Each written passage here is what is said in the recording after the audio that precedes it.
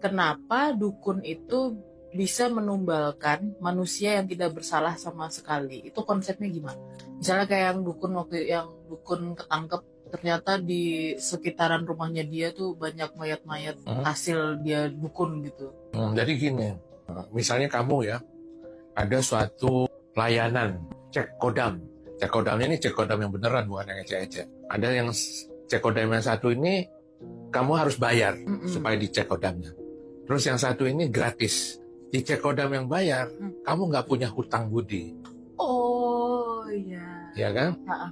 Nah, dicek kodam yang nggak bayar, kamu punya hutang budi.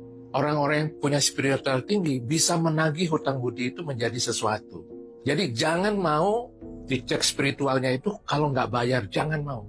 Karena kamu jadi hutang budi. Nah, orang-orang yang ditumbalkan dukun-dukun itu, pasti mereka punya hutang budi. Bapak berani taruhan. Pasti pernah dikasih makan, minum, segala macam. Karena mereka hutang budi.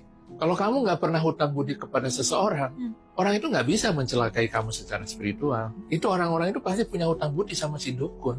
Jadi dalam orang-orang spiritual itu nggak seneng dikasih hutang budi.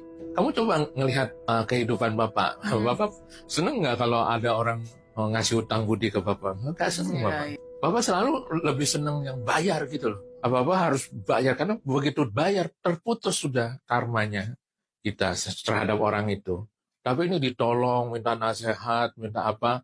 Kalau misalnya si dukunnya jahat, bisa diambil lagi itu semuanya. Apa yang sudah dia berikan itu semua hancur orang itu tuh. Begitu diambil lagi budinya itu. Orang-orang yang memberikan budi, itu bisa menarik lagi budinya. Makanya maling kundang itu jadi batu, dikutuk sama ibunya. Karena apa? Karena selama dia dari kecil sampai gede, dia dikasih budi sama orang tuanya. Orang tua itu bisa ngutuk anaknya, kenapa? Karena orang tua itu selama hidupnya ngasih budi kepada anaknya.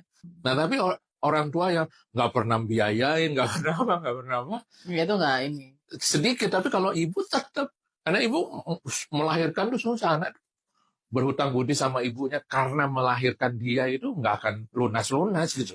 Makanya kita kalau sama ibu bapak, oke lah kita hutang budi. Sama orang lain sebisa mungkin jangan. Gitu. Atau misalnya kita hutang budi, kita bayar lagi ke dia gitu loh. Oh pernah ditolong apa? Wah ini pernah ditolong. Makanya orang zaman dulu, kalau tetanggaan tuh, ini ada kue gitu loh. Nggak pernah balik rantangnya itu kosong tuh nggak pernah. Karena dia nggak mau hutang budi. Begitu hutang budi, santet langsung kena itu. Jadi waktu balik, jadi isi lontong sayur. Balik lagi jadi gulai kambing. Balik lagi udah nggak habis-habis terus. Gitu lah. Jadi hutang budi itu kalau bisa kita bayar tuh. Supaya mereka nggak punya hak atas kita. Orang-orang yang kena tumbal pesugihan segala macam, pasti sudah merasakan pemberian yang banyak. Kan Bapak pernah cerita ada pegawai, jabatannya biasa-biasa aja, dikasih mobil, dikasih duit banyak, dia akhirnya mate. Yang nggak dikasih duit mate, ya enggak lah, dia nggak terima budinya apapun. Kalau pegawai bisa nggak gitu, ya enggak lah, kan dia kerja.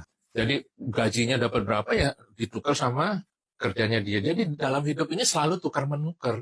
Jadi jangan mau kamu dikasih, nggak ada tukar baliknya itu nggak ada. Kamu nggak nolong, nggak apa, tentunya dikasih. Ayo cek kodam, gratis. Orang seneng lantaran gratis. Wah habis. Makanya Bapak selalu memberikan, ini bayar segini, ini bayar segini. Jadi orang nggak punya hutang budi sama Bapak. Ya kan? Jadi seperti itu. Nah.